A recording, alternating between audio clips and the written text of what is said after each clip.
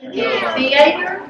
My name is Carol Ison. I am the director of the Cowan Community Center.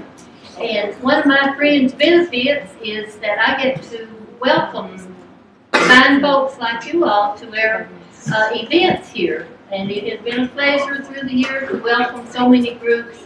And tonight it is a real pleasure to welcome you to the encore performance of Roots and Branches. Roots and Branches.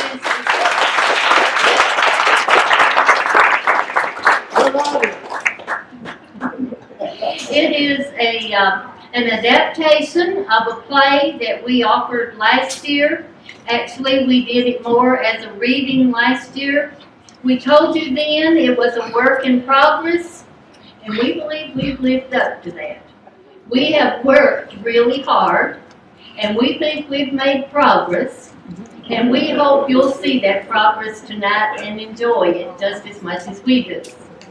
Now, some of you may wonder, what does a little community like Cowan, out in the middle of nowhere, think they're doing trying to have a community theater?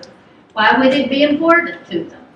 One of the reasons is that we believe every community should have the opportunity to experience the arts, either as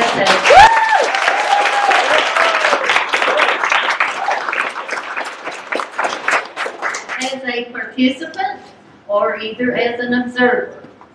And we try at this center to offer as many art experiences as we can. Now, why do we think we can be successful with a theater? Well, we've got a lot of reasons, but one of the most common reasons that we come up with is because we have had great success with the Mountain Music School, of which you all are a part.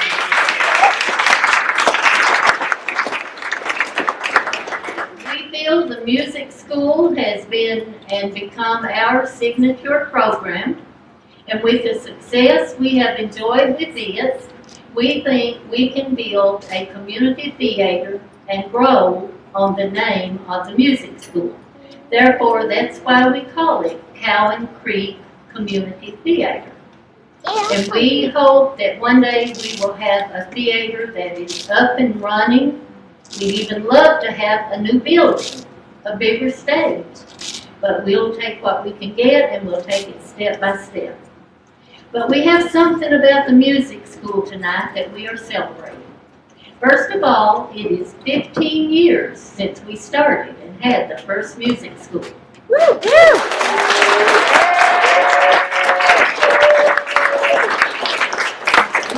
We think 15 years, when we did it the first time, we never knew that we would do it again. So that was an important milestone when we had it the second year, and then it kept going. But then there is something else that has happened to the music school for which we will be grateful for many, many years. Some of you may know this, some of you may not. But 3 years ago, just out of the blue, we received a message that we had been left a very sizable bequest from a lady in Ashland, Kentucky. Many of you here will know this lady. And it's my pleasure tonight to introduce to you someone who was a very close personal friend of this woman, and he has a special assignment to do for us tonight. So will you please welcome Jimmy McCowan, one of our talented and gifted music instructors.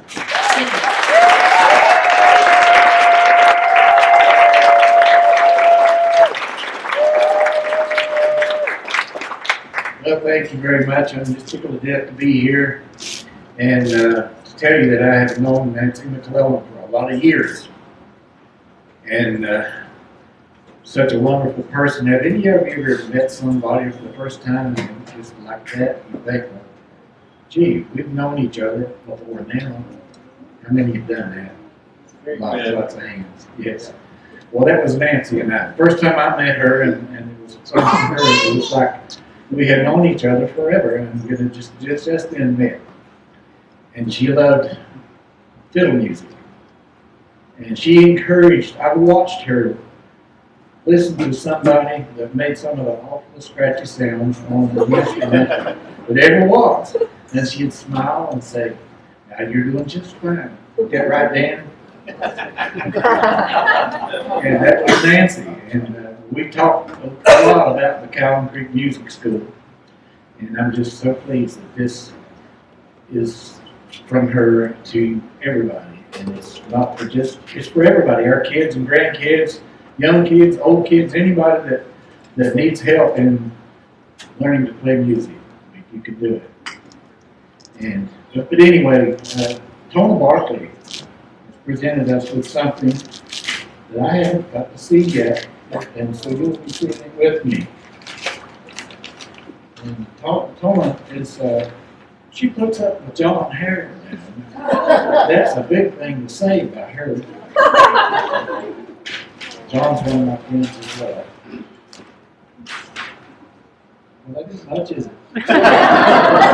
Piece of wire and a piece of tape.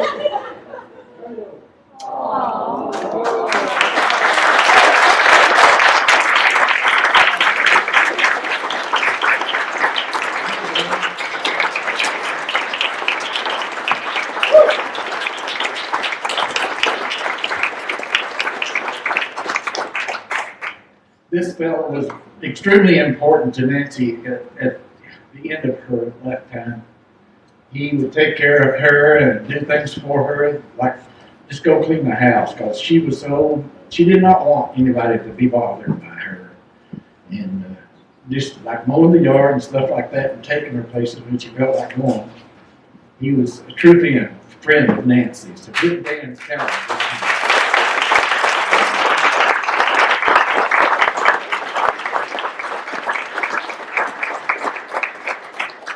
We'll give this to Carol, and she will see that it's put in the proper place. It'll be on the exhibit here somewhere. Tony did a wonderful job, right?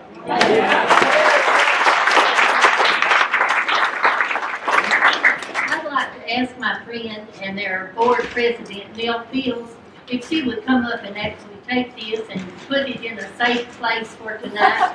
I'm not too trustworthy with precious objects. So I'd like for all of you to recognize Neil also, who has done so much for this community.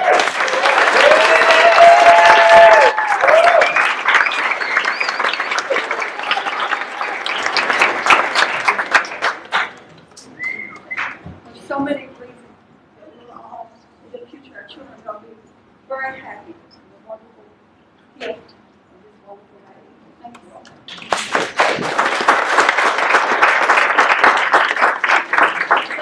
So that's their music celebration, and now we can get back to the performance tonight. A big thanks to the cast, an all-volunteer cast who has worked so hard. I told you we've worked hard to make progress, and this cast has really worked hard. Many thanks to Bob Martin and Mark Kidd. Bob and Mark, I know you're running around somewhere. Would you please just let the audience acknowledge you? There's Mark. Mark scripted the play from stories that were told by people here in Letcher County. Bob Martin, Bob, would you please just step in? Bob Martin of Letcher County has directed it, and we are grateful to those people, but especially to the cast who's worked so hard. Many thanks to Kentucky Arts Council, who gave us a grant to use for some of the play. And thanks to you as an audience for coming out to see it tonight. I hope you enjoy it. We'll have a short intermission after Act 1, and I hope you enjoy yourself very much with Roots and Branches. Yeah.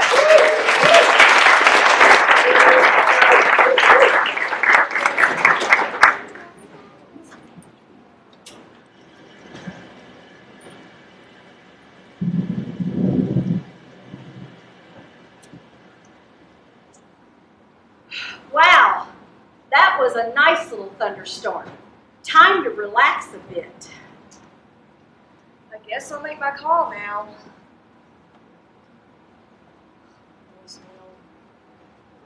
Hey, Mom. I hope you're doing well. How's Chicago? Have you had any luck finding an apartment? I'm doing fine. I'm with Aunt Reva, and we're on our way to the place where y'all were born. In that music camp I told you about in my last message, she's making us stay down here for a few days. And we'll head back up to Indianapolis, I guess. Maybe I'll see you then. I love you. I'm not making you go to the mountains. You get to go. This place is a part of our history. And you know, we're going to be in the same building where your mom and I went to daycare when we were little. I'm sure she'll call you back before long. She's only been gone a few weeks. Jeannie needs time to get her feet on the ground after getting out of the clinic. So, what kind of motel are we staying in? Oh, I guess I didn't mention we're not staying in a motel. We're staying with a host family in their spare bedrooms. The music school coordinator said that our host had been a sailor in the Vietnam War and also a coal miner. Sounds like a really interesting guy. I loved my childhood here. I think your mom and I both did. It isn't that we got away from our roots. We got cut off from them. When the mine shut down and Daddy lost his job and everyone had to move to Indiana, when Daddy, your grandpa, found work in the foundries, that's part of who we are. But why now? Nikki, I don't expect you to feel the same way I do about this mountain music school, but I am doing this for you too. I have wanted to be a part of this mountain music school for a long time, and I also want to visit our old home place if I can find it.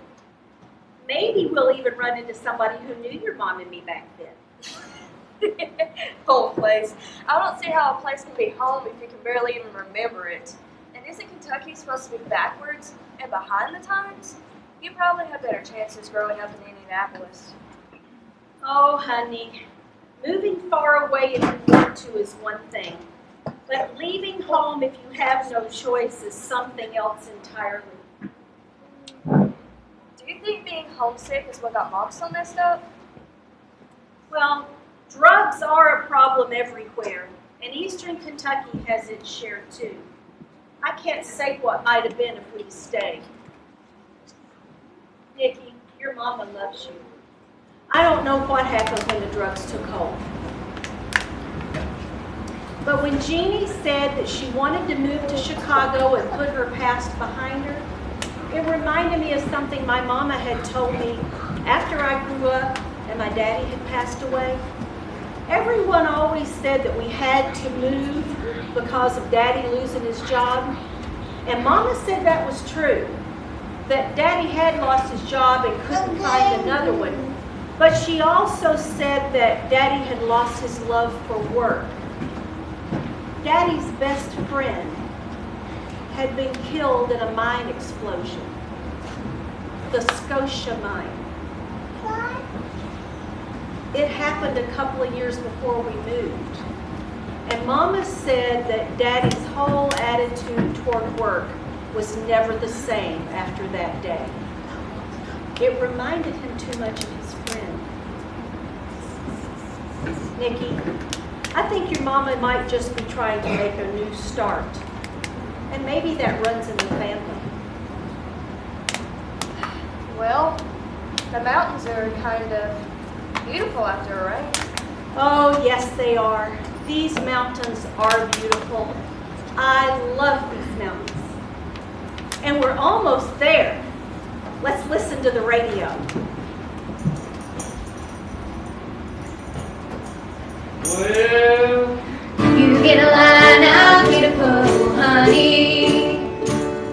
You get a line out, get a pole, babe. You get a line out, get a pole. We'll go down to the crawdad hole, honey. Oh, baby mine. Yonder sits a man with a sack on his back, honey.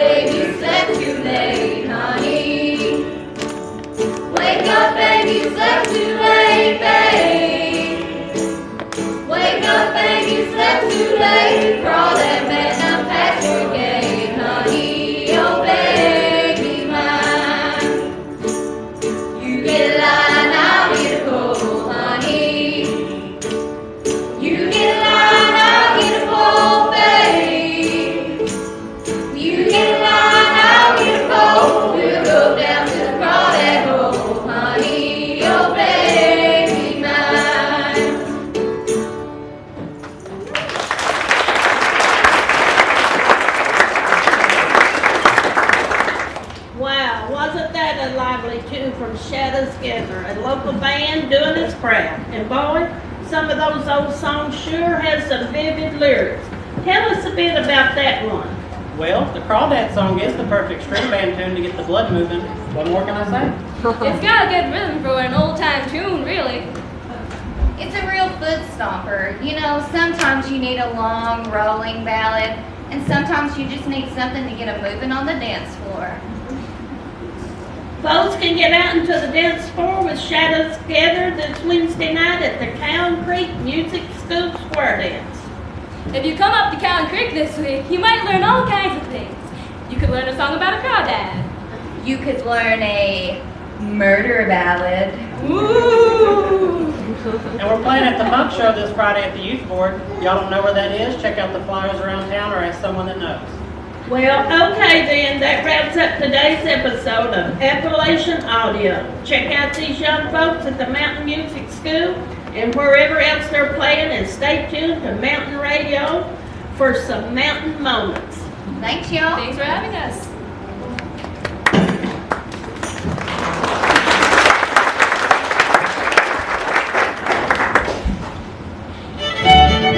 Welcome to another edition of Mountain Moments. This time, we present an old Letcher County legend, the Bull Hole. The Bull Hole. Ever heard of that? Oh yeah, Alistair, I've heard of the Bull Hole. It's somewhere here in Letcher County, way up in the mountains above Moe's mother's place. They say there's a big hole way up in these mountains. Every candidate that loses in Letcher County, they say that person goes to the Bull Hole. It is real scary. It is real deep. It is real dark. It's a long, dark, deep, natural portal leading into the bowels of the earth from which no living being could make its escape. The big bull got away. It ran wild over the mountain. It ran and ran and ran. It ran into the bull hole. Down, down, down. People looked down into the hole. It is that bull. Now Ron Pauley, a nearby citizen of mettle and valor, determined that he would venture down into the hole to see. Hundreds of people gathered for the occasion. A big anchor which was assembled, as secured and assembled to a strong basket. Polly climbed into the basket, and down, down, down he went into his wide and thirsty mouth. Everyone held their breath. Surely he was going to his destruction, but finally there came a signal tug on the line, and well, he found the animal. It must have been a strong cable if it was able to carry such a load of bull. Eyewitnesses said that when the deceased animal appeared at the mouth of the bull hole, it had stretched into the longest bull that had ever been seen. Bull hole. It could be nothing but a suitable habitation for the rejected and the damned ever since that time. No wonder then that a poor candidate in this county is haunted by bull mares and nightmares and thoughts of the rejected and the damned in the bull hole. The bull hole. Ever heard of that?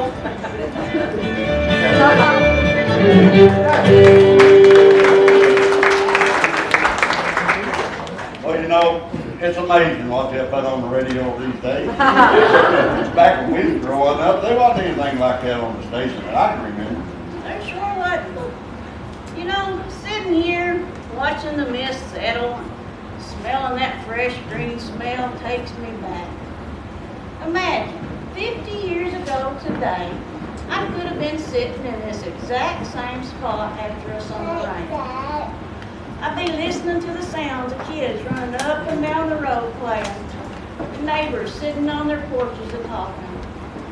But now, sometimes it gets so quiet, it feels like just the two of us alone in the world.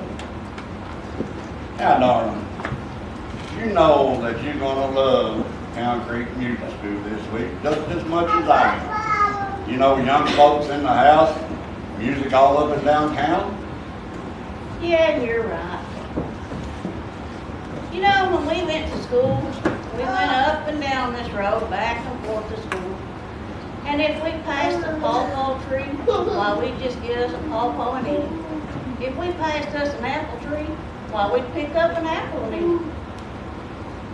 I wish I'd known you back then. You probably couldn't get one with me then either. Well, now let me tell you. Back when we was growing up, we'd play games. And one of the games we played, we called Andy Over. That's where you take a ball and throw it over a building and you holler Andy Over to let them know it's coming. Then that way, they could catch it and try to run around the side and beat you with it. And you try to figure out which side, and you run around and it'd be just the right time to brush shoulders and lock eyes with a pretty young girl. You know you loved it. Pigtails! That's what we yelled. You couldn't get the ball over the building. I couldn't wait till recess to get outside and catch one of those falling leaves from those beautiful trees. You know, it was said that if you could catch a falling leaf, you'd get a letter from your sweetheart. Guess I'm still waiting. Yeah, maybe this might work. Love me tender, love me sweet, never let me go. You have made my life complete, and I love you so. Love me tender, love me true, all my dreams fulfill. For my darling, I love you, and I always will.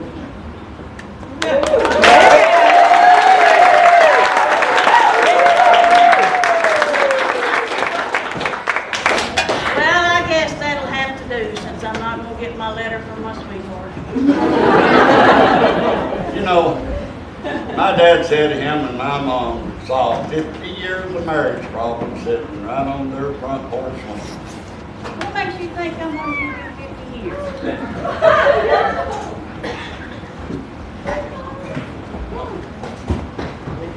Are you sure that this is the right place? Well, I hope so. It's what the GPS said. You know, and there are people up there on that porch. Maybe this is it. You must be Reba and Nikki. I am so glad we found the right place. And Marion, this definitely is the right place. Good. Thanks for having us, you guys. You're very welcome. Could I take your stuff and I'll show you where to put it? Thank you.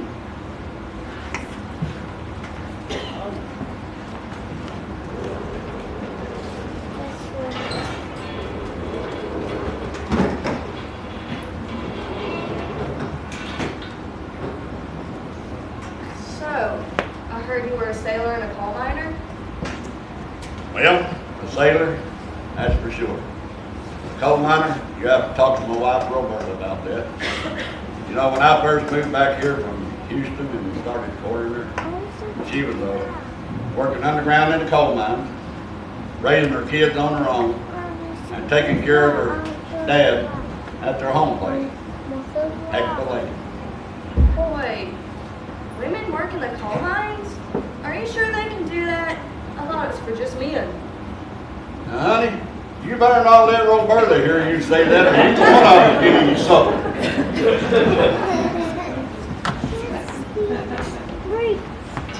We're live now at the opening session and kickoff to the Cowan Creek Mountain Music School. Come on down to learn some great old-time music down here at the Cowan Community Center and the Cowan Elementary School.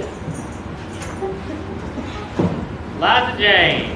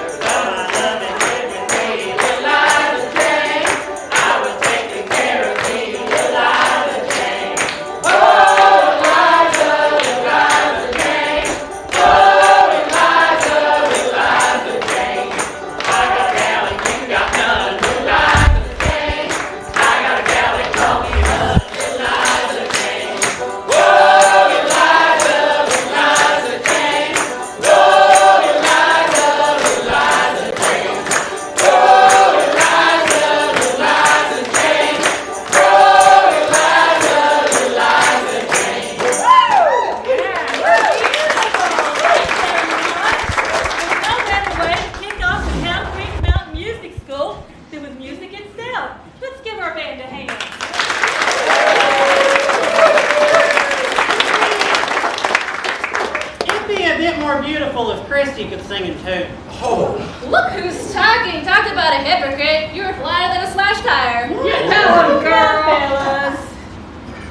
Hi, welcome to Cowan. We're glad you're here.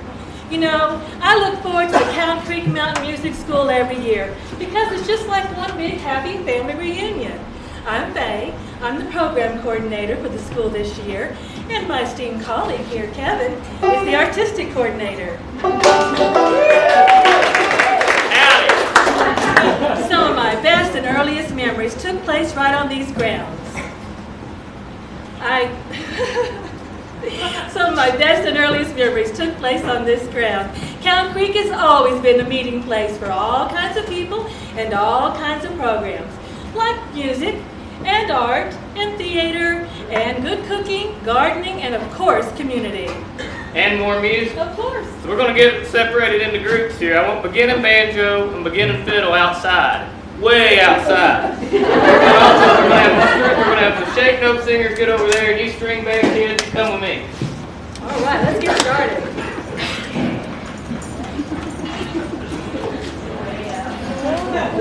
Girls, I can't believe junior volunteers coming back to this table. Can you believe it? No. Hey, Spence. I was sorry to hear about your Mamaw Hallie passing. Hope you got my note. If there's anything I can do to help, just let me know. My friends have been taking good care of me. I'm going to stay back and watch after the house by myself. That's what she wanted, and that's what I want too. Well, Hallie was always good to me, even when she didn't need to be. Ma'am, I never said nothing bad about you.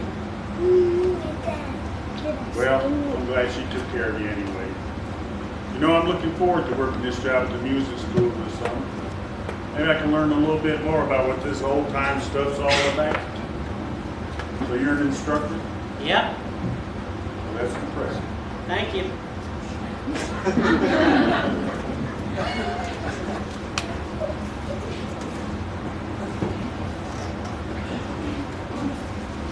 Poor Spence. That little boy has grown 4 inches since I saw him 2 years ago. Must be hard on the little fellow losing his grandma. Well, I'm sure it's hard on Spencer, and I'm, very sorry for him. And I can't believe that Judah is back here, and I can't believe, even though I guess they asked him if he cared, I can't believe she hired him on here. I can't do it. I'm not much of one for gossip, but I just can't see a man like him working here. All right, dude. I talked to Faye, and she said he was the one that found the shortage of water in the kitchen stove. Somebody could have been shocked really bad. So apparently he was the electrician back those kind of things. So let's give him a chance. No, I don't trust him. Oh, Nikki. Can you believe this is the same building where I went to daycare when I was little? Oh, haven't been here since I was knee-high, and it looks very different from up here. But it is taking me back. I can almost smell a sausage biscuit sack lunch that my mama used to make. Aunt Reba, I really want to enjoy this, but honestly, why do I even have to be here if I don't know any songs or stories about East Kentucky? Now, come on. I think you're really going to enjoy this. You can leave me. I'll be around. Okay. Oh, memories. I love it. I'm so glad I'm here. Hello. Hi. I don't think we've met. Are you new to music school this year? Are you settling in all right? I'm Reba Howard from Indianapolis, and that was my niece Nikki who just wandered off toward the band. I really hope she hadn't gone outside the building completely. Oh, I'll meet Nikki sooner or later. I bet they'll have her playing music before you know it. I bet so. It's really a little overwhelming for me to be here. This is the place where I went to daycare in this community center when I was little. And I have wanted to be a part of this mountain music school for years. And I really would like to visit my old home place if I can find it. And Nikki needs to get into something positive and also find out where her family is from. Well, we're really glad you're here. A Howard, huh? Any relation to Bobby Howard? I don't know. I don't think so. Well, what about the Howards on Kings Creek? Well, that could be. I really don't know. We moved when I was 6. We lived in a clapboard house at Whitco, just outside of town. But it's been so long, I really don't remember if I have any relatives here or not. If I do, I'd like to find them though.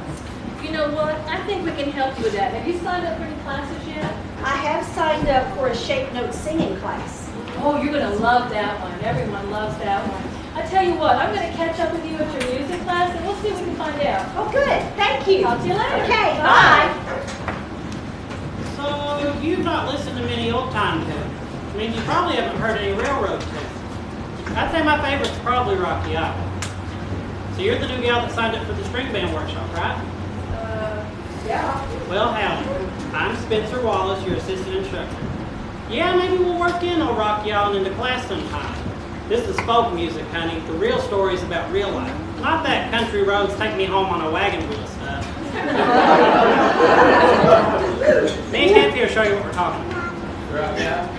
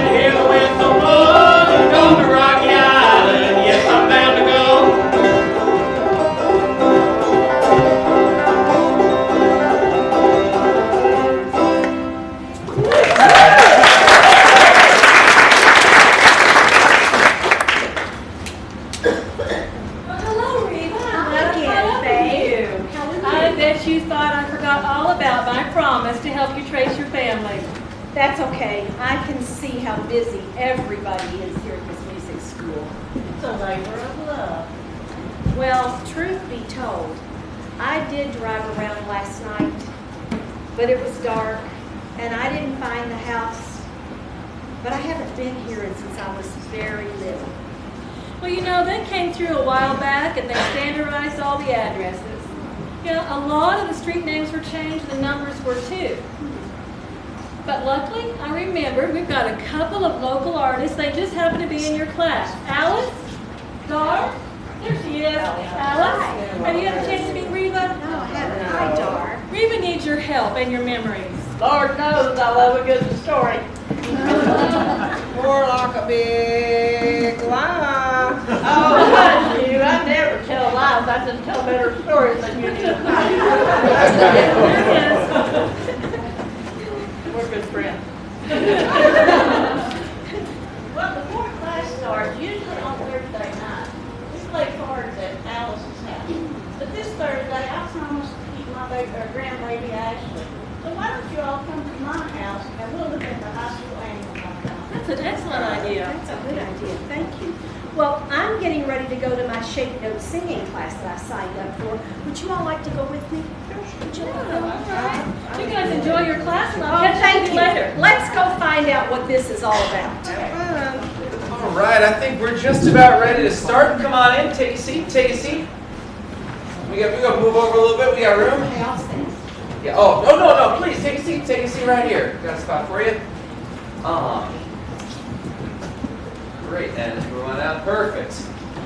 All right, well, welcome to the Shape Note Singing class. Who has never done this before? Who is new to it? All right. So we're going to be teaching 4 shape note singing right now, and then tomorrow at 3:30 at the Old Regular Baptist Church we'll be singing 7 shapes. You should all come to that. You all too. Tomorrow at 3:30 Old Regular Baptist Church. So this is one of the oldest forms of music in the Americas. People were singing shape note music when they were marching into battle during the American Revolution. This was then and is still now a way that people that are not professional musicians, they got no training, learn to sing, learn to sight read, learn to sing in harmony. And it's all based on these 4 shapes. You got the fa that looks like a flag. You got the sol that looks like your mouth open like a sol. You got the la, which is 2 L's for la, looking like a box right there. And of course, you buy a diamond for me. There you go. It's cheesy, but you remember it. So let's all try it. And what we're going to do, it's like a shout, and we're going to sing it real loud. So we start on fa. So we go fa, sol, la, fa, sol, la, mi, fa. We're going back down. Fa, mi, la, sol, fa, la, sol, fa. And if you're wondering about 4 shapes, why there's 2 fas and all that, we'll talk about church modes after class as long as you like. So, for now, so the way you do this is you guys sing it real loud, and then when you mess it up, you can hear and retune it. So once again, people who were here yesterday, if you don't know what you're singing, you sing it louder. Very nice. I have a request. Yes, ma'am. When I was little, I grew up over at that Baptist church in town, and my daddy sang in the choir, and he sang solos at church too. And they recorded his solos often, and one of the ones they recorded, we actually played at his funeral. So in essence, he sang at his own funeral, and it's always been a favorite of mine and many. And I wonder if it's in the Shape Notebook. It's Wayfaring Stranger. Oh yes, 457. And you know what? Just randomly, I have 2 copies of it right here. Good. All right. 4, 5, 7. So we'll give a pitch, and we'll sing it first on the shapes, and then we'll go back and sing it on the words. So let's say la, fa, la, fa, la. Lead with me if you know it. 1, 2. La, la, la, sol, la, sol, la, la, sol, la, sol, fa, la, la, la, la, la, la, sol, la, la, mi, la. Good. La, sol, la, sol. La, la, la, la. Sol, la, sol, la. La, sol, la, la, sol. Sol, la, sol, la. La, sol, la. La, la, sol, la. Sol, la, la, sol, la. La, sol, la, sol. Fa, la, la, la. Any questions? Yeah, you end down there on the la. La, la, la. And you just punch it. Ready for the words? Yeah. 1, 2. I am a poor wayfaring stranger, while journeying through this world of woe. Yet there's no sickness, joy, or danger in that bright land to which I go. I'm going. Wait a minute, people. It's time to get serious. This is not serious. What are you talking about? Is something wrong? Yeah. What's wrong? We need to talk about food. You're hungry already? What better place to go to get some good food down here, Cowan? All I want to check and see is if you got any blackberry dumplings. Anybody got blackberry dumplings? I got blackberry dumplings. All right. What about Sharky Beans? Yeah. Sharky beans. You don't have any fried chicken back there, do you? Reba made me bring fried chickens. Enjoy. I got a big kettle of venison goulash. I just got off the stove. And I got Mama Lethy's chocolate layer cake. My favorite. What about deviled eggs? Of course, deviled eggs. Yeah.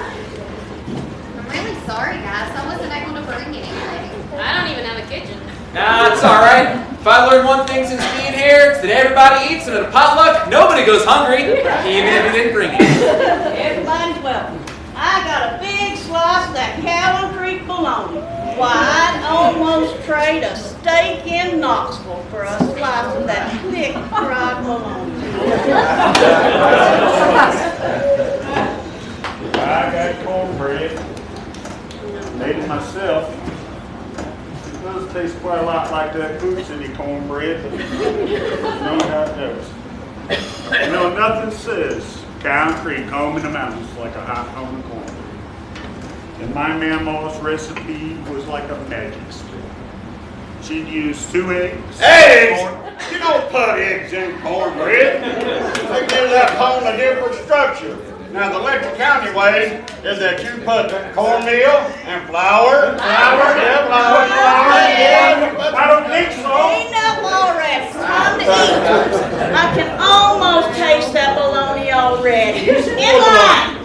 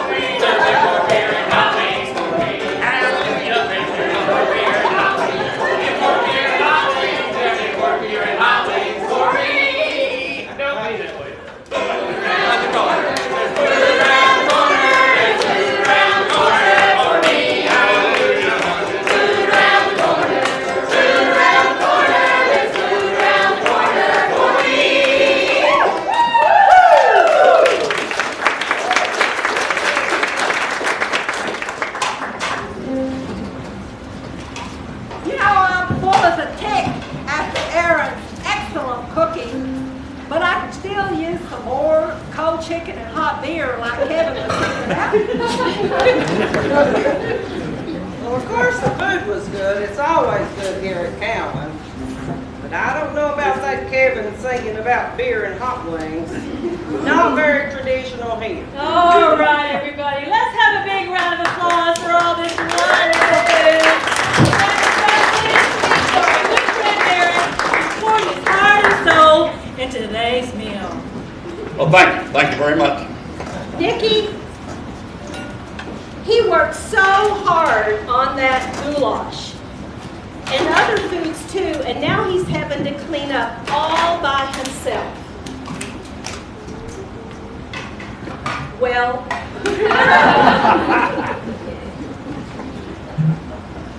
Can I help clean?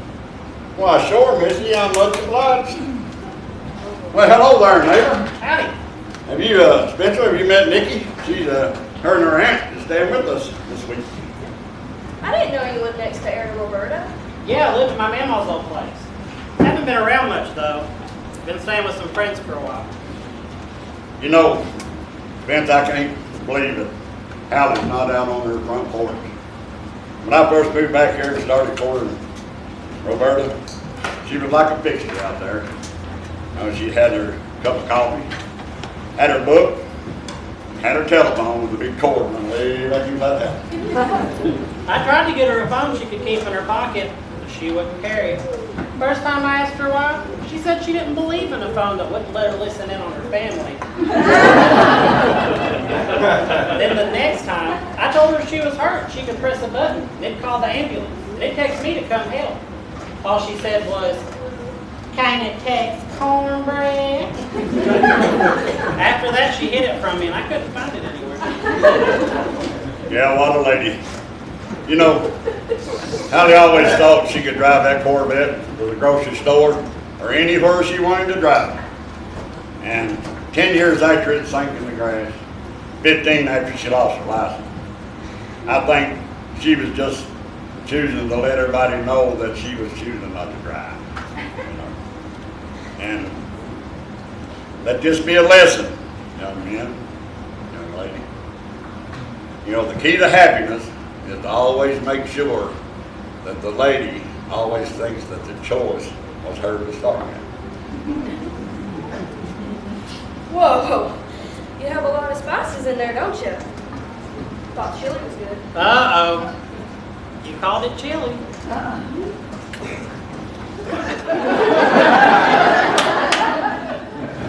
And let me tell you something, young lady. This right here is finishing goulash. And it's my favorite signature dish. And it was given to me, the recipe, from an old friend of mine. He was a commissary man and a cook on the ship.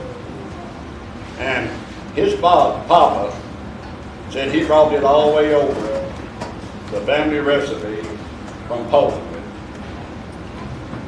Now, don't ever ask me how to make it.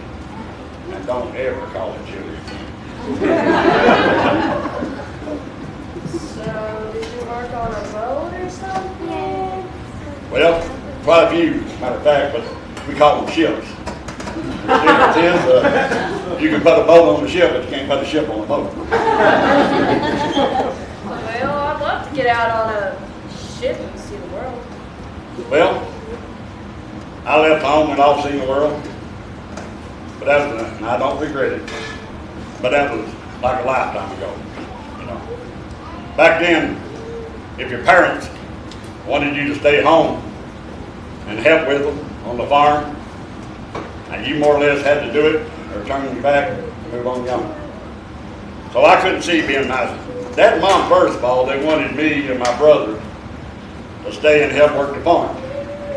But now I couldn't see myself being a mountainside farmer the rest of my life.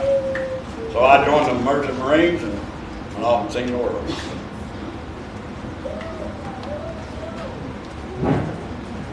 Yeah. Then, after that, I got a job on the military sea transportation over in Thailand during the Vietnam War. I worked there a year, and then I ended up back in Houston. And had some money in my pocket, so I had a professional gambler teach me how to play cards. Professional gambler? I didn't know that. So, Aaron, why did you come back? Well, you got to know when to hold them and know when to fold them. But seriously, my mom wrote me a letter, and that's something I always cherish and keep. And she said that my brother got a job in the mines over in West Virginia, Boston. And he moved over there, and Mom and Dad was thinking about giving up the farm. And she just wanted me to come back. Said she missed me and wanted me to come back one more day. If it's just one more time, spend the day with her before we go home. So, I quit my job, got me a bus ticket, was back in Whitesburg in 2 days, and I've never left since. But you still could have been a professional gambler and seen the world. You know, who knows how that would have turned out. You know, it's like I said, back then, you had to do what your parents did or tell you to do, or you had to turn back and move on. And when I did, I think it hurt my mom the worst. And she quit speaking to me. And I never did hear much after that from the family. So I think they just more just like a broken plate. What do you mean broken plate? That's like I said. Once you leave in those circumstances that where they told you to stay home and you didn't want to stay home, so I guess sitting out on your own, there's no turning back. Well,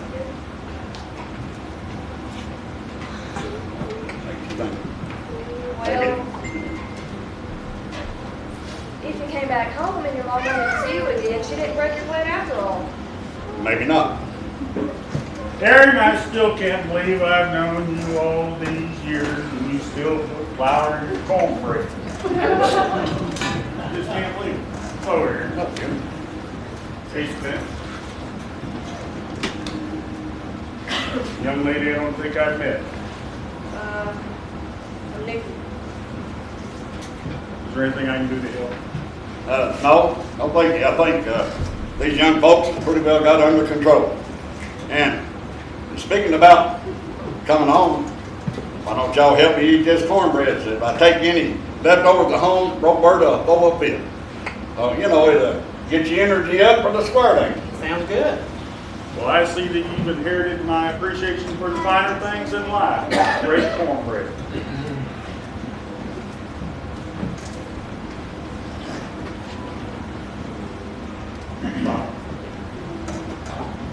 Well, I guess a little flour now and then's okay.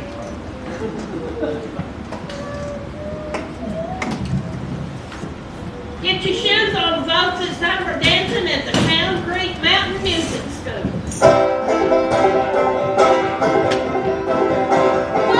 Welcome to the Cowan Creek Mountain Musical Square Dance. Everybody ready? First thing first, I'm gonna pull my partner. Any volunteers? We're gonna try something new today, folks. It's called a seated square dance. So this is square dance. Yes, a seated square dance. This is all new for me, and I'm sure it's new for many of you. So we're gonna learn together.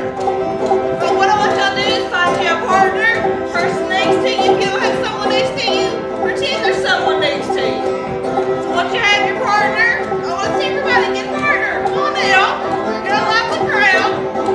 Pick your partner, bounce to your partner, and then we're gonna bounce to your quarter, which is the opposite. Next, we're gonna do what we call swing. Now the seated square dance. You're gonna take your partner, and you're just gonna swing. Come on now. Don't sit up here. Come on. Uh-oh. Oh, babe, what's going on? What happened to my lights? I don't know. I can't imagine what would cause a power outage on such a beautiful evening as this. They have a squirting no lights. Gosh, it doesn't look like it's just a flicker. I'm sorry, folks, but we're going to have to wrap up the folk dance for tonight. Hey, can somebody get some lights on out there? Some lights, please. The Sheriff's Department has confirmed that the power outage being experienced across parts of Letcher County are the result of a large-scale theft of equipment and copper cables from a power substation near County. Whoever runs this substation not only studied its layout, but they also had expert knowledge of high-voltage power distribution systems. The power company has a repair crew on site but has not issued an estimate for when power will be returned. This goes out to those of you listening in your cars or on your wind-ups at home. Young fellow, so young and so fine, and seek not your fortunes in the dark, dreary mind. It'll form as a habit and sink in your soul till the blood in your veins runs black as the coal. It's dark as the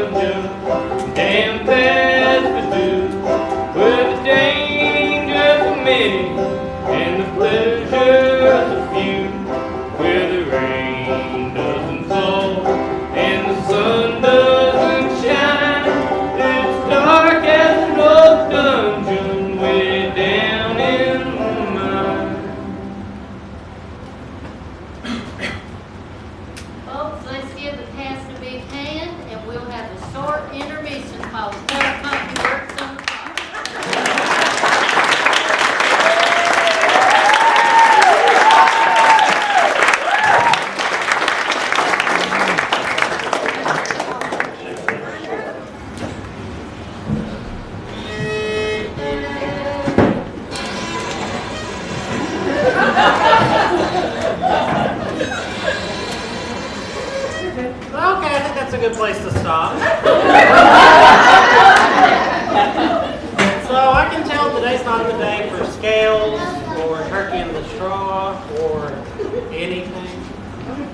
I know it's hot, y'all, but it's going to be that way till they get the power back on. Just think of it like the old days. You know, old-timey. Spencer! Okay. Here's a tune that you won't learn in any other class here. Maybe.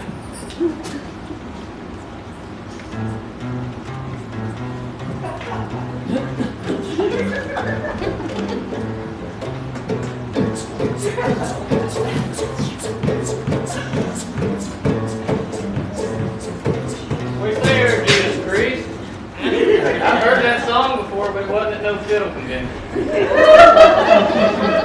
Yeah, wouldn't it be great if we put in stuff like this for the younger kids here? Back in the old days, those real old-time musicians didn't have rules about what was correct or incorrect. This is what I get for getting you a job, huh? I didn't agree to work in the sweltering heat with no air conditioning. Time to renegotiate my contract, kid. Oh, Lord, look at that. I'll tell you what, look, come with me. But if anybody mentions this to me, I would say I do not know or approve of your unorthodox teaching style. Matter of fact, I think it's not very proper and not very funny.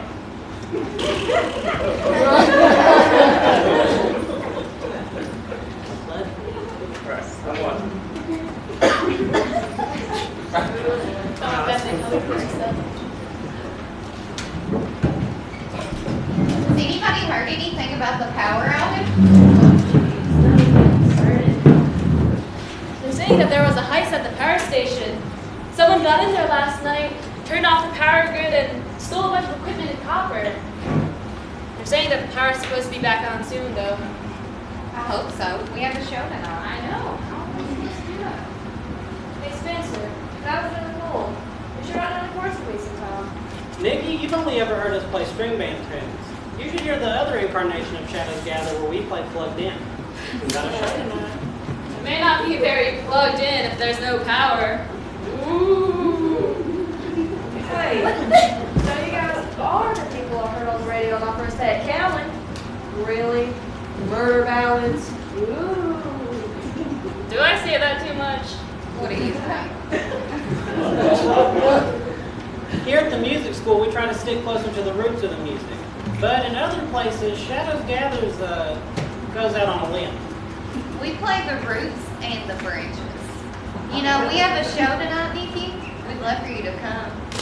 But we should probably get going. Spence, Nikki, please come to them. Hope to see you later. We'll be passing by Aaron and Roberta's house on the way. Shouldn't be a problem to pick you up. I'd say we'll probably have a ride back, too. We know just about everyone that'll be there. That sounds great, but I don't think my Aunt Reva's going to be a big fan of this idea. You have no idea how into my business she has been for months. I think getting out of the house tonight sounds perfect. That's cool. I hear you. You know, Nikki, it's none of my business, but it seems like you have a family that really loves and cares about you. When I was your age, me and Mama worked out Wolf's Crowd, we were going to live together. I was younger once. It happened. I know. But even Aunt Reva says I'm going to get a call from my mom soon, and I'm going to be able to live with her again. This is just temporary. Well, I always keep my phone with me and powered on. Hey, do you still have charge left? We could try to call you before we swing by. There's not much left actually. Just planning to come by and I'll try to convince my aunt. She's always trying to try new things and make new people anyways. Sounds good. See you. Hey Spencer, let's go.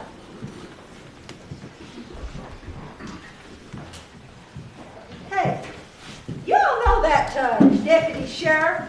She was asking Faye where Junior Wallace was the night of the power outage and if he still drove a green truck. Doesn't surprise me at all.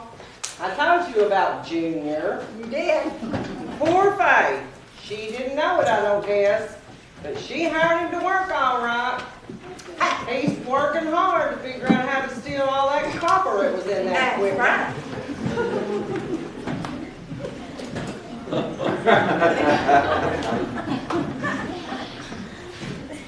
What?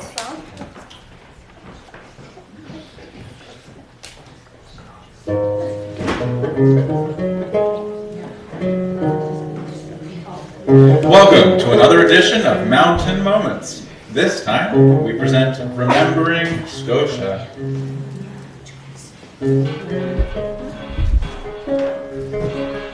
The explosion happened at Scotia Mine. It was owned by Blue Diamond Coal Company. It happened, the explosion did around 10:40 a.m.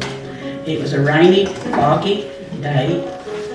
Barometric pressure was down, so when my husband tells me when barometric pressure goes down, methane gas is very high in all the coal mines. That was the conditions that day. My husband Wayne was an electrician. He worked on the evening shift. He did not know about the accident. He learned of the accident from the security guard when he got to the Scotia Mine. And he was asked to stay and help to make jacks for the ventilation controls. Everything, he said everything was just chaotic. It was just awful. 5 sections of men were working. And there were over 100 men underground that day. And 15 of those men died. These men, the 15 that died, one of those was one of my husband's best friends growing up. They had gone to grade school and high school together. He was from Cowan, Big Cowan, raised on Big Cowan. He had a wife, a mother, a sister, and I know of a brother he had. This explosion that day had affected lots and lots of people. It changed lots of lives, devastated lives. A lot of it can't be explained. It was one of those things that changed the course of people's lives forever that day. The bodies of the first explosion were brought out between March the 9th and the 10th, March the 10th. They were brought out. A team went in. They were 3 MSHA inspectors and 8 company men went in to check out to see if they could find what caused the first explosion. But the mine exploded again. There was another explosion. The cause of the first explosion, they couldn't have told anyway because they said the methane explosion, whatever, it just blew all the evidence away. But the second explosion, nobody knows for certain what caused it. But 11 men died in the second explosion. And there was 2 men that survived this explosion that went in with the second team. They weren't with this other group, the big group. They survived and walked out. There was different rescue teams that came from different mines, but the one that reached the bodies of the second explosion, it was the Westmoreland rescue team. But they were told to leave the bodies in there and get out. The mine was sealed up for like 5 months. But because of this and to retrieve them, they formed their own rescue team. That is the first Scotia rescue team. It was formed to get these bodies out from the second explosion that were left in there for 5 months. They started in July and they recovered the bodies in November. They had to go very slowly and they did retrieve the bodies in November. The men that know what happened and were there and all that, they don't talk about it. I don't hear them talk. My husband never mentions it. It was very horrible. It was just devastating to a lot of people, and their lives were changed forever for no good. Well, what is this that I can't see with ice cold hands taking hold of me? Well, I'm dead. No one can tell. I'll open the gate to heaven or hell. Oh, dead.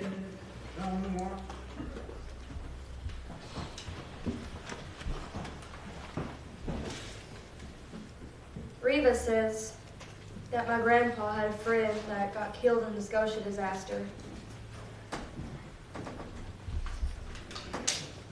Yeah,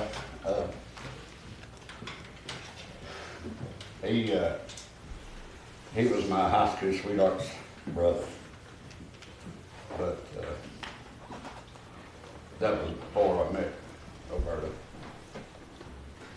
And he was 2 years younger than me in school. And he was killed. And he'll always be 16 years old in my mind's eyes. That's when I went off to sea. And you know, whenever there's a disaster in a community like this, it always affects everyone one way or the other. And I don't know what it's like to work underground at a coal mine. Just like Roberta, she'll never understand what the sun looks like setting over the South China Sea. But I try to understand every change I can. You know, Roberta and your grandfather and his friend, you know, they got a particular and important job that less and less people will know about and talk about in the future. You know, that makes you think. So are you coming here tomorrow? Huh? Oh, not sure. My phone's dead. I can't charge it until I turn the power back on. How do you have power when everyone else's is out? Well, now that's another thing that the Navy teaches. Always be prepared. And see, look here. I've got a little generator out back. Cool. Have you seen Aunt Reva anywhere? No, I can't say I have. Last night after dinner, her and Roberta took off somewhere, and ever since I came back, I haven't seen them since. And I did hear them talk about meeting up with some friends today and try to find that old home place. I figured that. I looked all over the community center grounds for her. She's always running off to see if she can still catch a sunset over Pine Mountain, or see if she can still buy a chili dog at the old grocery, or see if she can still find that old house. Well, I'm going inside and watch Netflix on the computer. They got all the episodes of MASH, and they got the whole movie of MASH. Care to join me? No thanks. Do you mind if I plug my phone in to charge? I'm supposed to be getting a call from my mom soon. I'll plug it in right here. We'll have her charged up in no time.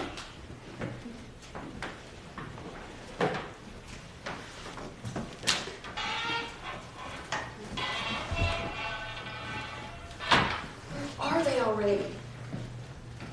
Hey, Nikki! Maggie!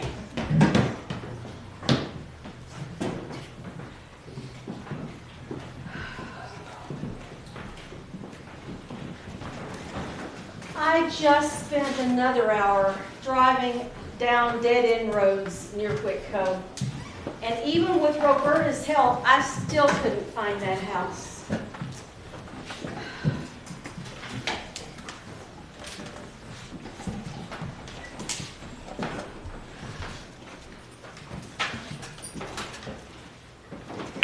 Letcher County, Howard, huh? I bet we are some kind of cousin. Yeah, Howard, yes, but I'm really not sure if I still have family here or not. Well, we're gonna claim you as kin anyway. Oh, thank you so much. I appreciate that, and I appreciate all your help. You know, I really thought I could find that old house. Well, but I moved away when I was so little that maybe I'm not remembering it right. It was just outside of town, and it was a big house with a big yard, and Mom and Daddy planted that yard as a garden, And it seemed like that yard just went right up the straight side of the mountain. And I remember a picture of me and a bunch of kids, neighbors, friends. One winter, we slid down that mountain on big old pieces of cardboard. Alice, does that house sound familiar to you? I'm afraid it does. Honey, I'm glad you're sitting down, because there were 3 houses up on that hillside when we first moved here from Mississippi. Now, they're gone. The hillside's covered with brush and trees and kudzu. I'm afraid if you walked up there, you couldn't even get to the lot. Reba, that would be the end of the road where the church used to be. Well, I remember the church. Well, that's the house. One of those houses. I'm Oh, very no. sorry to tell Oh, you. no. You know, I remember when I was little, before we moved away, how Daddy and his buddies worked every evening for like 2 months, clearing all the stumps and the rocks off that land so they could plant that garden. I bet that's gone too, isn't it? Yeah.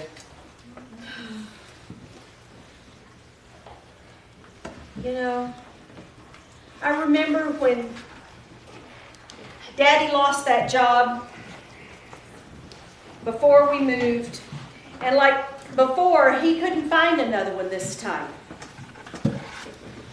But we stayed at Whitco for almost a year without steady pay, until a cousin called him and told him what good jobs there were in Indianapolis. So we all crammed in the front of the truck, and we drove up there with all the furniture in the back. But Mama said that Jeannie and I cried and cried from Lexington to Louisville when they told us we were not going back with our friends. No school with our friends anymore.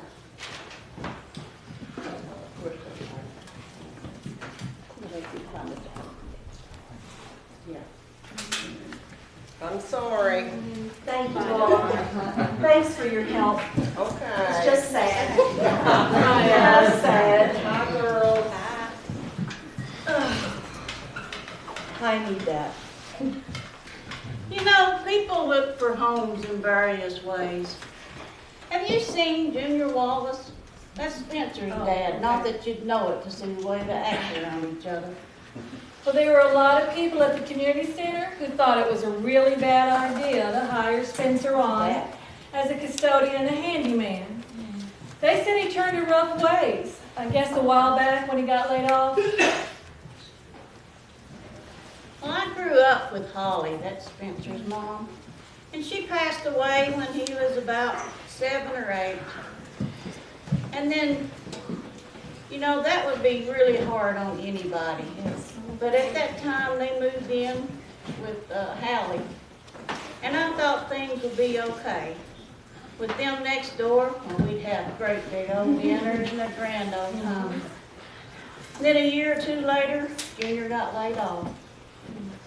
Well, maybe that's when things started changing.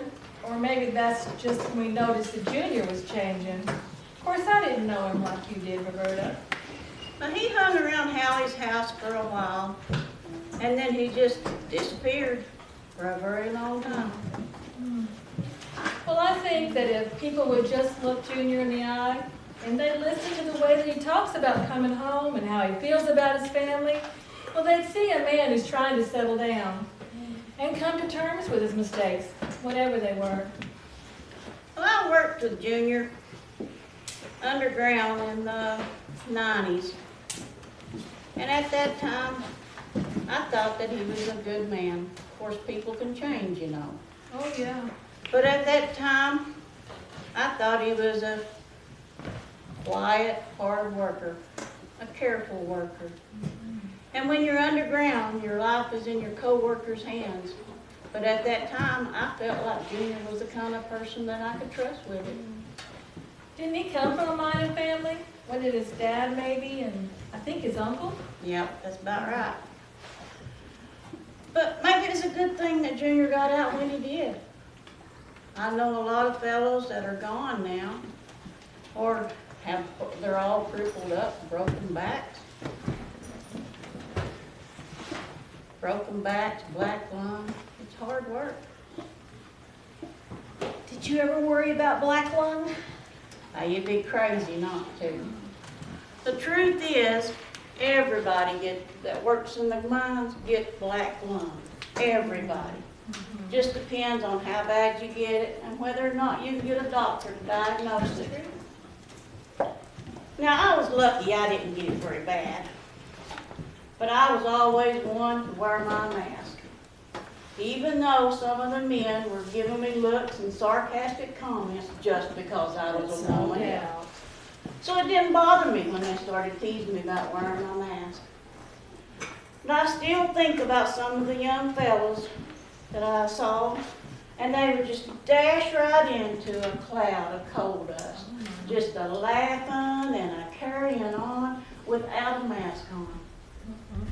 And to see those fellows today, there's some of them in their 40s, but you'd think they were 70 to watch them move. We lost a lot of good ones, especially at Scotia. And when I think of Scotia, I can still remember what it felt like to be 3 miles underground, so far away that it felt like a different world. The air had a particular odor to it. I can still smell that Scotia air. Another world.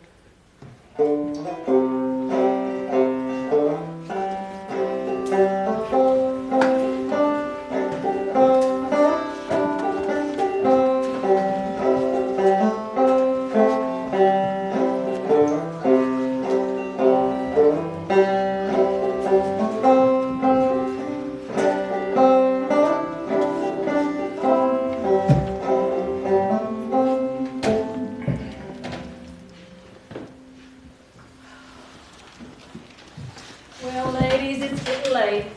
And I, for one, have a big day tomorrow. You know, it's closing day at the music school. Already? Yes, Oh. it's gone fast. Roberta, I got to hand it to you for the way you got Aaron involved in the music school this year. I bet you next year we'll even get him signed up for music classes. All you gotta do is know the right pitch. Now, Aaron's goulash is his pride and joy. I know it is. And he thinks that he volunteered at the music school just so he could share his goulash with all the visitors. Now, remember this. The way to happiness is not only to make the man think the choice is his, but that it was his idea to start with. Oh, yeah! That's good. Good night, ladies. I'll see you tomorrow. Thank you for your hospitality. I think I'm gonna stay.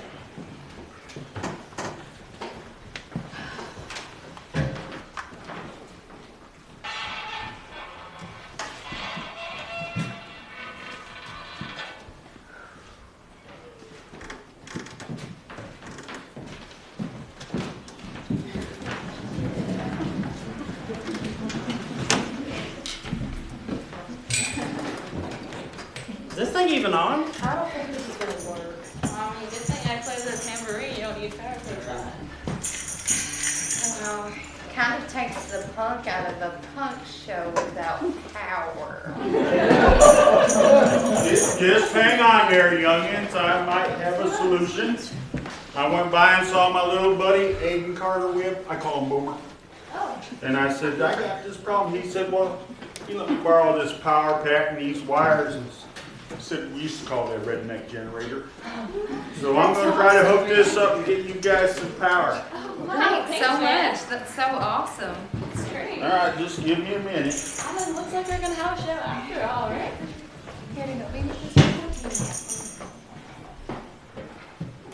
Lord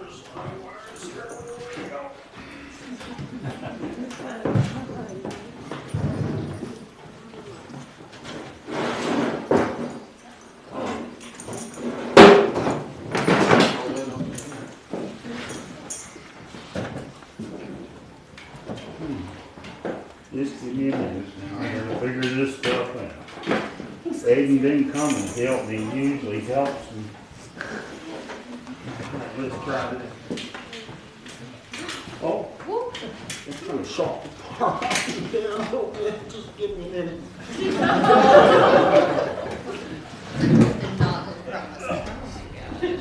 I think I about got it. Try your mic. Check. Ooh, We got the mic power. is popping. We did We got it. power, Spence. Thank We're you gonna so get to much.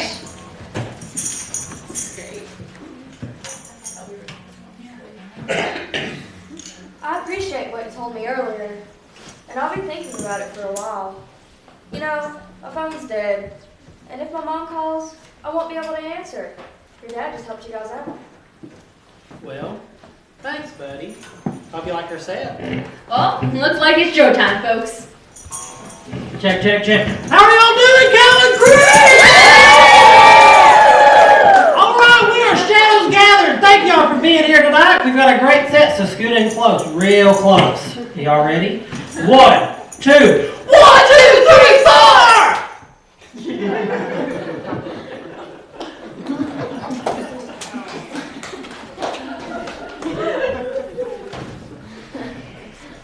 I can't believe she's done this to me. Nikki, where are you? I am just so worried. I just don't know where you are. I can't believe you've done this to me.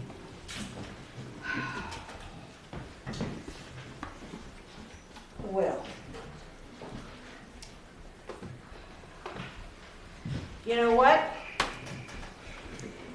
You forfeit your privacy when you disappear on me. Hi, Nikki, baby. It's your mom. Thanks for your message.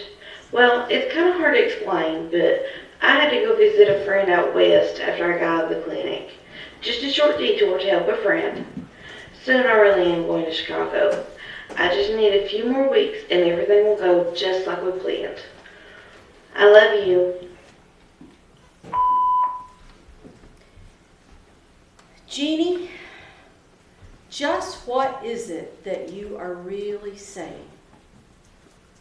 Nikki so needs you. And you know what? So do I.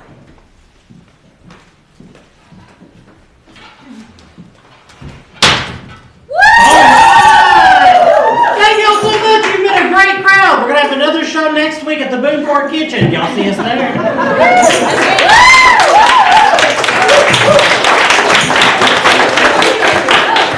Let me get this packed up. Do you guys want to ride home? Yeah, that'd be great, Let man. me get this out to the truck and then I'll come back and get you.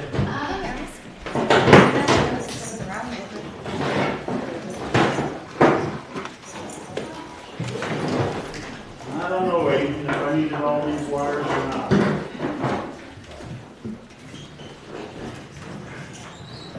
I'll holler at you guys. Okay.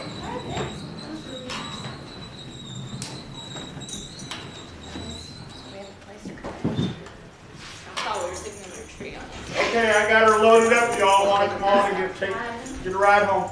Okay, thanks, man.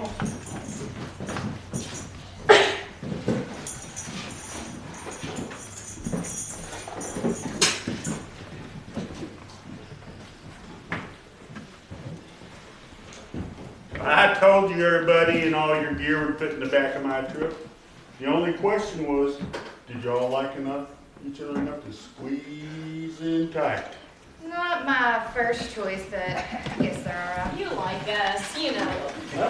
See you later. See ya. Bye, Nikki. Bye.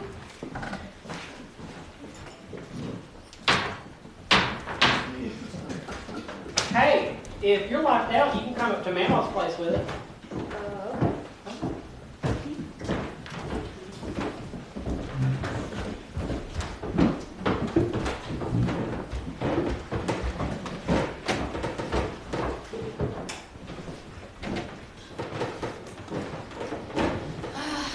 Glad we got our gear inside somewhere safe. Thieves around, you know. Yeah. Thanks for that water, man. I really needed it. Plus, no one's waiting up for me anyway. Thanks a lot, Spencer. Aunt Reba will be mad at me, but I just can't wake up everybody in the middle of the night. You guys, tonight was awesome. No offense, but I never knew stuff like this was happening down here. Well, Amazing. you know, you're from the city. You know, there's plenty going on up there too. You just gotta find it. Guess the grass is always greener on the other side. Well, the grass might be greener, but you still gotta mow it. You know, this is the first time I've set foot in Hallie's house in a year. It takes me back. I used to drive up in an old minivan I had with your mama by my side. And Hallie'd step out and she'd holler, "Darling, darling, my true love," come swooping in like a dove every time. She always said that to me too. I've actually been trying to write a song. That's one of the parts. Darling, darling, my true love, come swooping in like a dove. It's just bits and pieces right now. It doesn't add up. You know where she got that expression? No, I guess I don't. I thought it was just something she said when I was little. Nope, that came straight from the lips of Granny Clampett on the Beverly Hillbillies. It was her incantation to activate her love potion. I can't believe it. That's just like her. Did I ever tell you about the time when half the county thought Hallie dropped dead? Well, see, around here, some people like to drive by the funeral home several times a day. Just see if they posted a new name on the bulletin board so they can be first to tell everyone. Oh, trust me, we know. We're behind them for 5 minutes in traffic. Well, you probably don't know, but Roberta's dad next door, him and Mamaw Hallie hadn't gotten along since they had grown up together in the 1940s. Well, one day he drove by the funeral home to check out the board, and he misread the name and he thought Hallie had passed. Well, he couldn't wait to go all over and tell everyone he saw that day the news. And that night people started showing up right here with plates of food. And Hallie was pretty surprised. But not as surprised as they were when she threw open the door and said, "I appreciate this fine dinner, but it's going to take more than a nosy old neighbor to put me in the grave." She was always like that. You know, she told me I had to mind her because she was always right. She practiced on raising my mom, so she had to protect it. Well, it was good to remember the things that she used to say. Hallie was pretty sharp, but your mama had a few tricks up her sleeve too. You know, on a night like this, she'd sneak down those stairs and out that back door and over to the garage. That's where we used to meet up when we were dating back in high school. In fact, right up there on that garage roof, there's a place that we used to go to make out. She was great to be back at Mamaw's place. Oh my God. You know, I'm kind of glad I'm not here alone. It was hard for a long time to look at that picture of her and Papa up on the wall. Y'all, I know it's late, but could I sing through a little bit? Please, I'd love to hear it. I want to hear.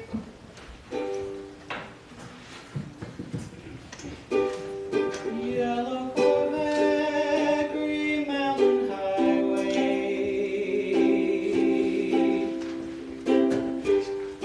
Beautiful girl, tall, lonely man.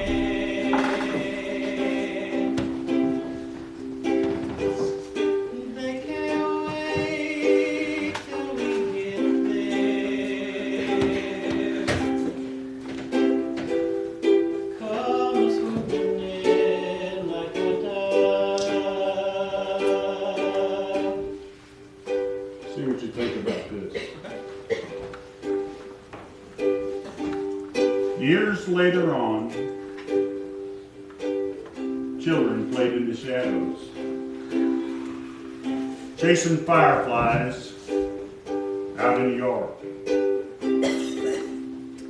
In the house, the old folks told stories.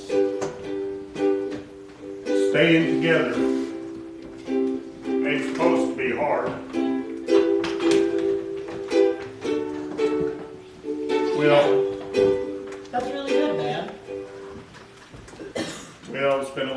I think we all ought to try to get a little bit of sleep.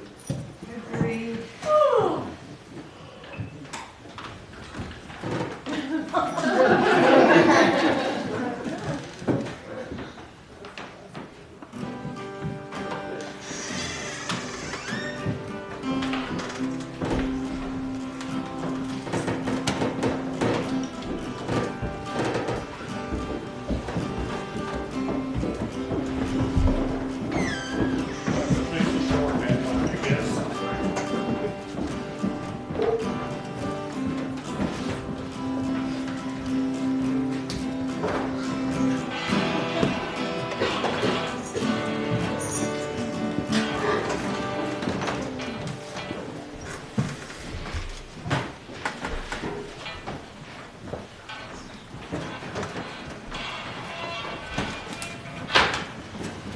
Well, hi, Roberta.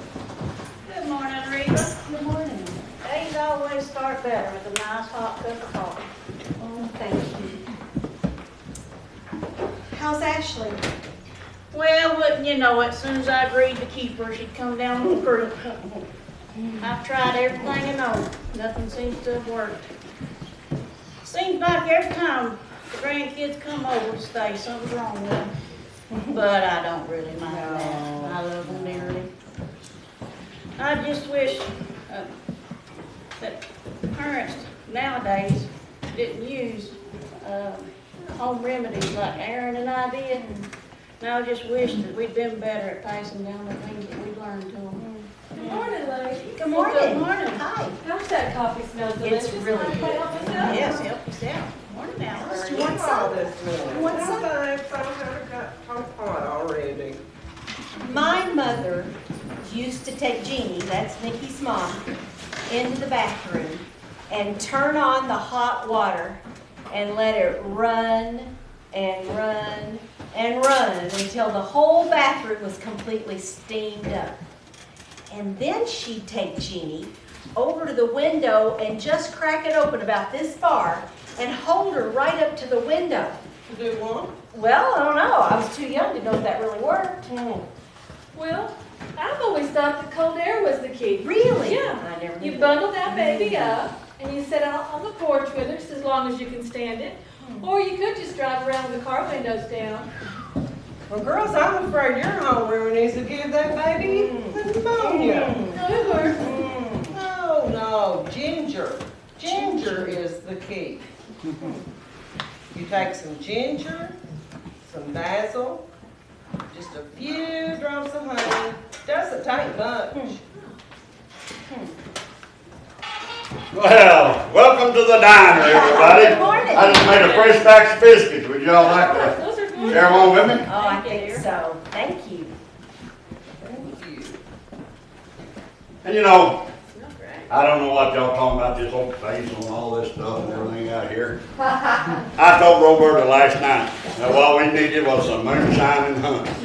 You know, you take 1 part moonshine to 3 parts honey, and you give that baby a half a teaspoon, and it'll sleep all night instead of No way. And I told you, you don't give a baby honey.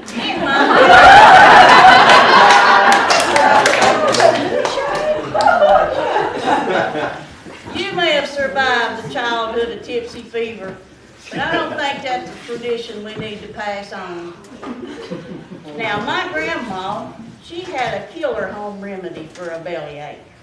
It'd either kill you or cure you. And what she'd do is she'd take a dried root called yellow root and boil it with water and alum and put it in a quart jar and put it in the refrigerator. If you come in complaining of a bellyache, she'd make you drink half a glass of this stuff. Now, it was bright yellow, very bitter, and the alum would almost pucker your lips shut. But it'd make you forget that bellyache. I had an aunt that did something a little bit like that.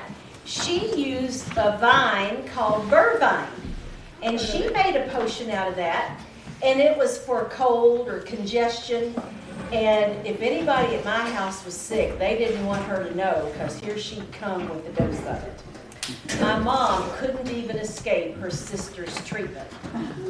So if the phone rang, they'd make me answer the telephone. So Auntie S wouldn't know anybody was sick with cold or congestion at our house, because they sure didn't want her to show up. Well, my daddy had a recipe for the fever, a whole lot like Aaron's family recipe. He would take 3 parts moonshine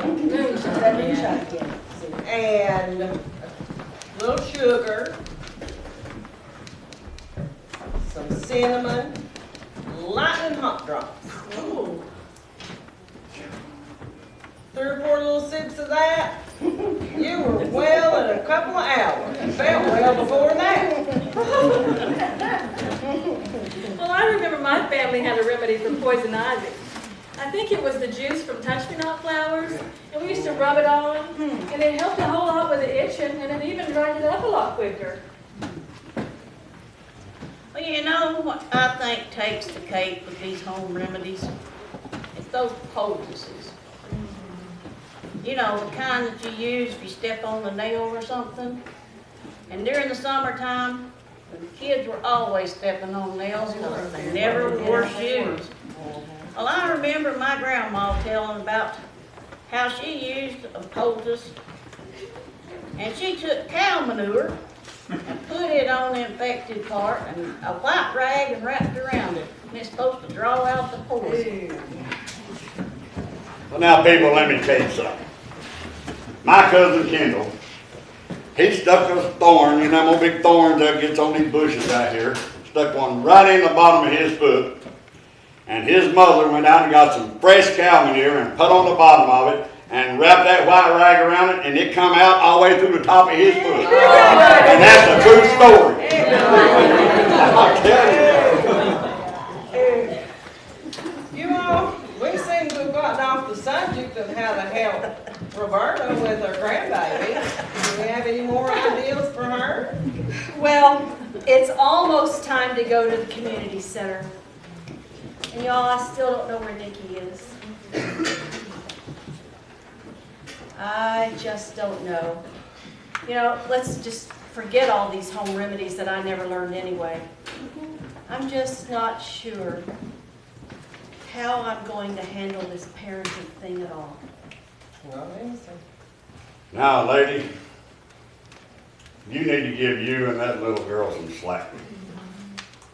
You know, we know that you all got the right heart, even to Nick, and you need to give each other a break. That's true. You know, sometimes young ones, they just need a little space. You give them the benefit of the doubt, and sometimes they'll surprise you. I bet Nick, you'll be home before you know it, and you'll be giving her a piece of your mind for disappearing on you like this. That's for sure. So start practicing it now, and you'll have it perfect when she comes All back. right, I think I best go do that. It helps with my girls if I had a switch right here when I stop and do. Of course I never did use. Well, we've got to get going, guys. Yeah. We've got a busy day. It's gonna be a good day. I'll See see ya. anxious to know what she's doing. Good morning. It's the final day at the Cowan Creek Music School. Get on over there, folks, to hear those final performances. And did you hear about that concert last night? Well, contrary to popular belief, there was no trouble and they played despite the power being off. In fact, the power is back on in Letcher County this morning. They say coal keeps the lights on. Well, folks, maybe so. But the music seems to play on around here whether there's lights on or not. Kevin, what's going on? Where is everybody? Come on, it's all around. Have you seen Spencer? I've not seen Spencer. What about Junior? They're probably off selling that coffee. Ladies, I'm so glad to see you. People are gossiping all up and down these halls. Well, yeah. Yeah, have you heard it? How Junior was interviewed in the parking lot by the sheriff's department yesterday. And now he's nowhere to be found, but he's 2 hours late for work. I'll keep an eye out for Junior. You got enough on your plate to get ready for the final concert. Thank you, Roberta. I can always count on you.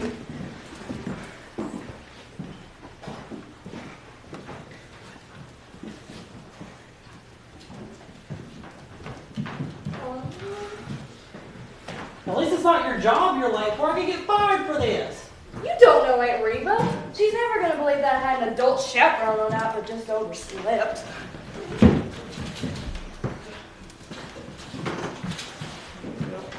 Well, you shut up. Junior Wallace, I've been looking for you, buddy. Well, hey, you there, Roberta. You know, I've been meaning to say hello and spend a little time catching up. But honestly, in a little bit of a hurry. I'm kind of late for work this morning. That's why I was trying to find you. They wants to see you right away. Said she'd heard something about you and trouble in the sheriff's department. Sheriff's Department? You mean my buddy, Deputy Louise Fleming? I don't know. Well, we grew up together. In fact, a few years ago, I rewired her house for her. She came to me and she asked me if I could help her figure out who stole all that equipment and that copper cable at the substation. You know, a power substation is a lot like a transformer in a big, deep mine. Well, do what you need to do, but if I were you, I'd find Faye and tell her that story real quick. Bill?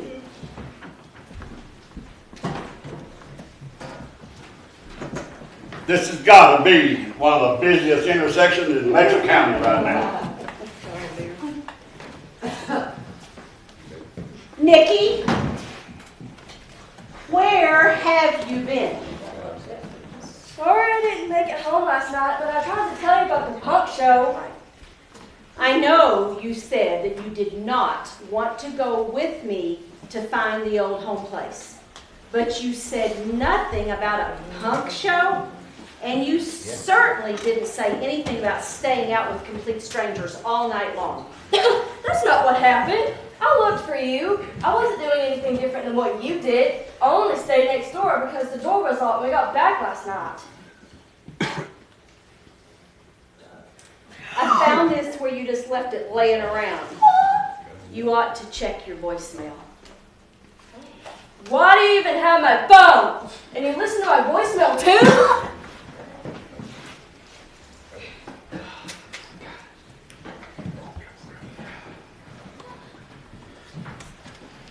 I'm sorry I was late for work, but I felt like my son needed me last night, and we were up kind of late. It's that power situation that doesn't have anything to do with it. That's easily explained. Junior, the things you were saying are getting harder and harder to believe. And now you expect me to believe that you were spending quality time with Spencer? You're really putting me in a difficult position here.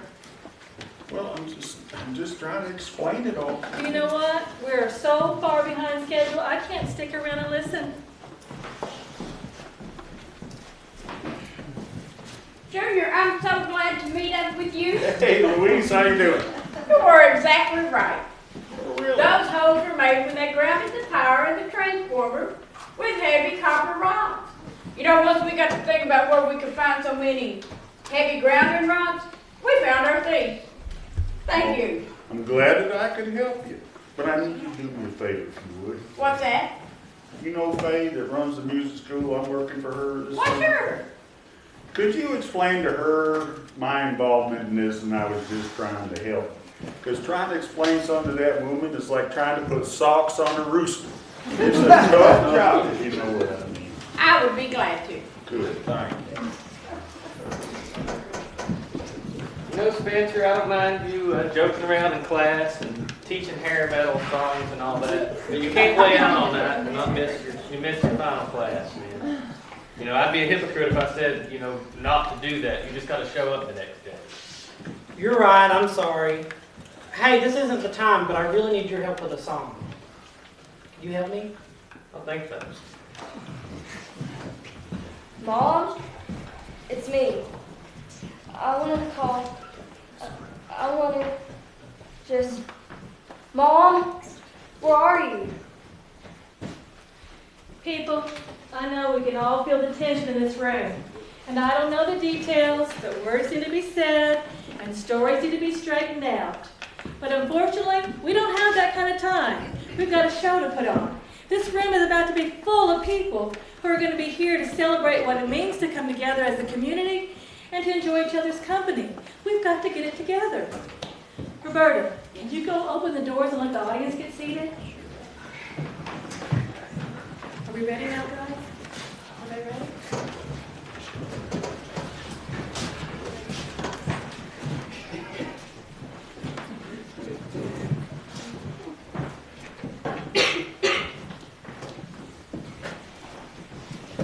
As a celebration of the arts that tell the stories of this place, our first performance will be an original composition written and sung by our own Spencer Wallace, entitled Yellow Corvette. Actually, I wrote this one with my dad and my buddy Nikki. Nikki had some great insights to my lyrics, and Dad helped me complete an incomplete story. They're gonna help me sing it for y'all tonight.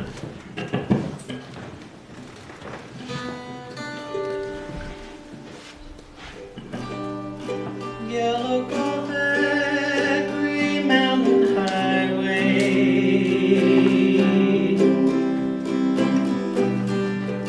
Beautiful girl, tall army man.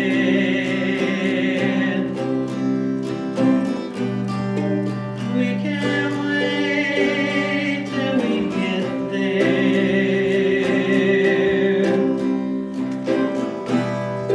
Come swooping in like a dove.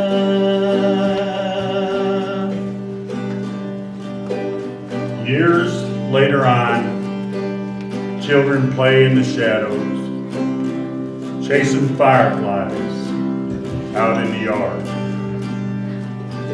In the house, the old folks tell stories. Staying together ain't supposed to be hard.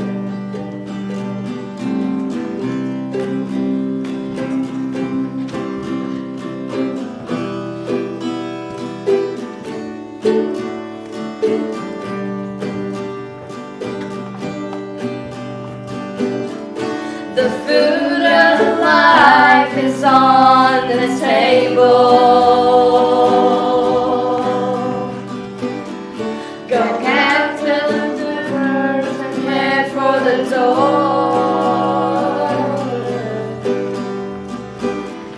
Go back to the new homes that we're making. These are the things we're fighting for.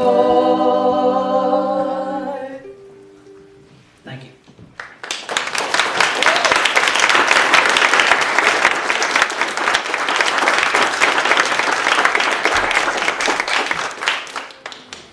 And our next song is with the shape note class.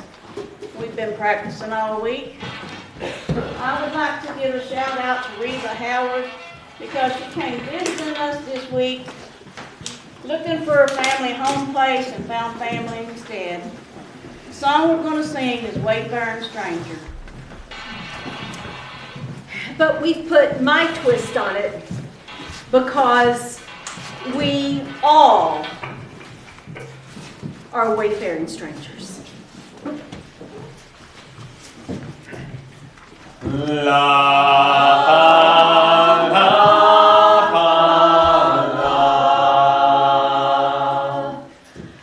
We are poor,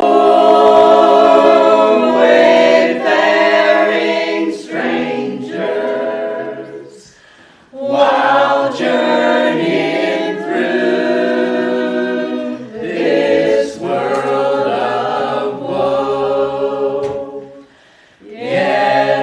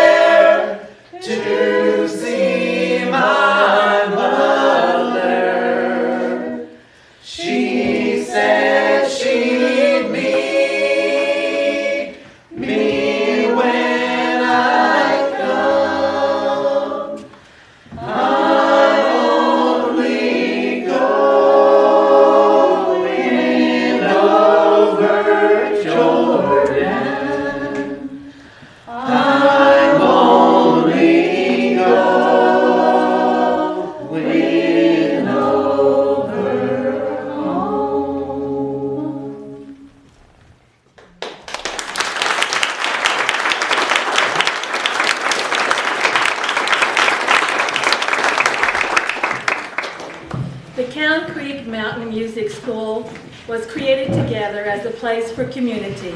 You can create community anywhere and with anyone, but it doesn't just happen by accident. The music of Eastern Kentucky is one of the last living traditions in this entire country. This music was made here, it's preserved here, and it's played here.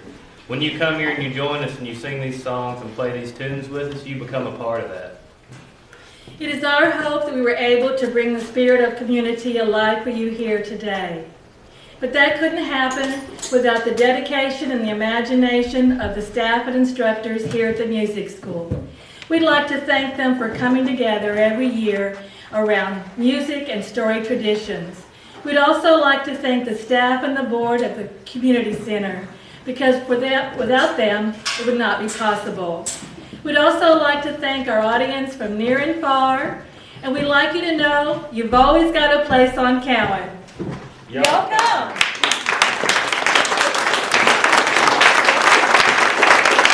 Thank you. If I can just keep y'all's attention for one moment.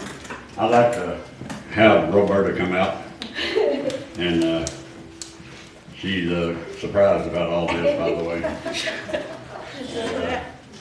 I'd like to give her these for putting up with me. You're all on stick and pin. Thank you. Thank you.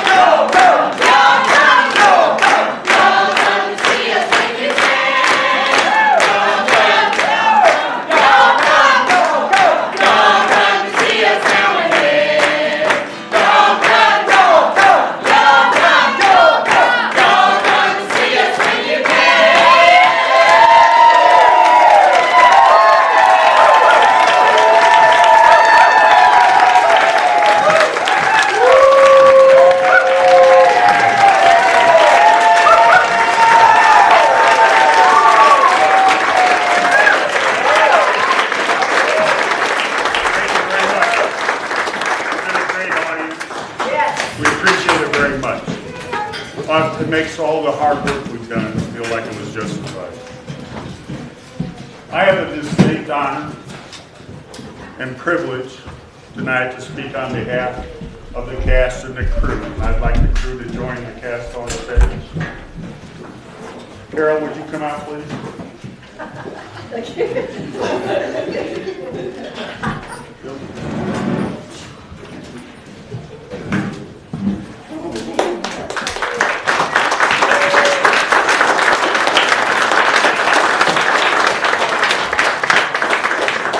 Can't see it.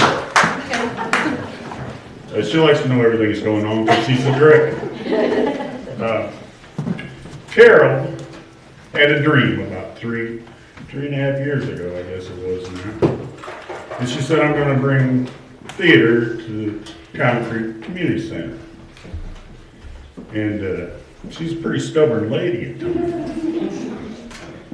In that time, she's had a knee replaced.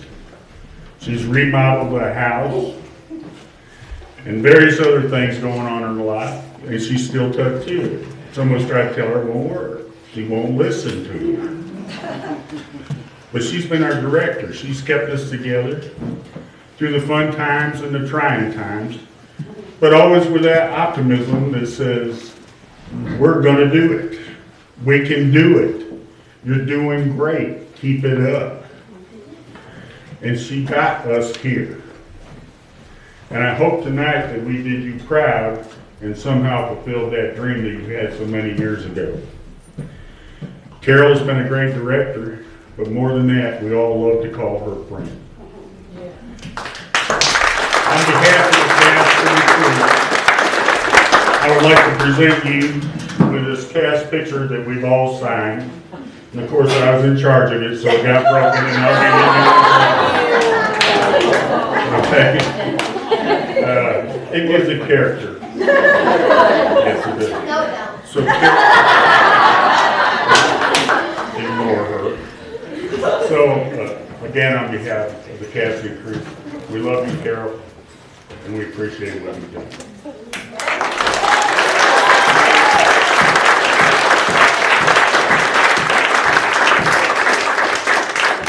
I couldn't say enough good things about this group behind me, my family. I love every one of them. I appreciate what they've done, and they have given me far too much credit. They've done the work. I've shown up. They've done the work. And I have to give credit, really, where credit is due, for bringing us to where we are. Bob Martin. Bob Martin is a wonderful director, and he brought us through some really, come on now, Bob.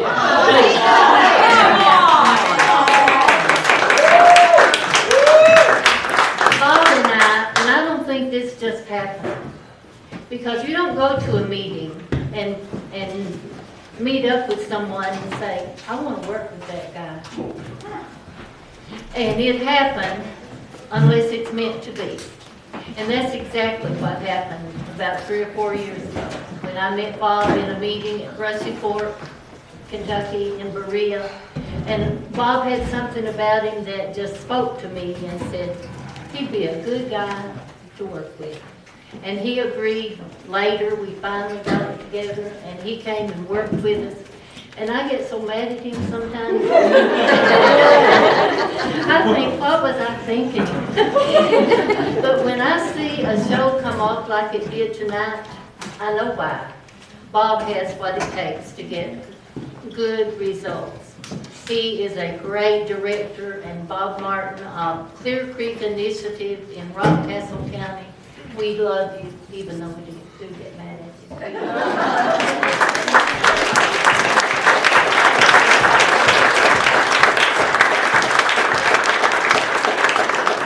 And along with Bob, Mark Hitch.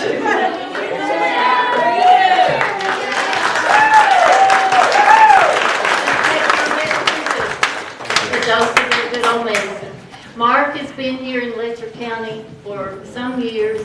He's worked with a lot of projects, but it's just been in the last few years that we have really come to know Mark and appreciate his talent and his creativeness. He is the person responsible for scripting this story play from stories that were told in story circles. Mark has just been here along with Bob. He's helped make this come alive. He's encouraged us. He wrote the song, actually, or helped write the song, the Yellow Corvette, and he's just been a real asset to making this play what it is. And Mark, thank you so much.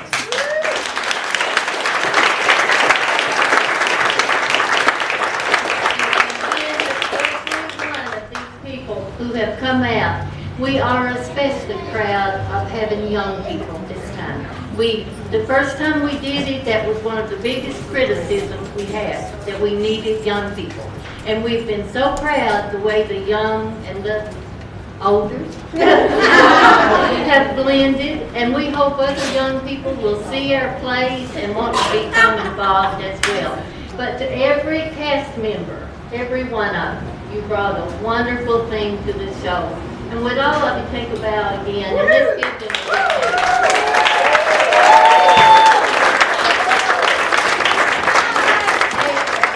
and to you all, the audience, for being such a wonderful audience tonight.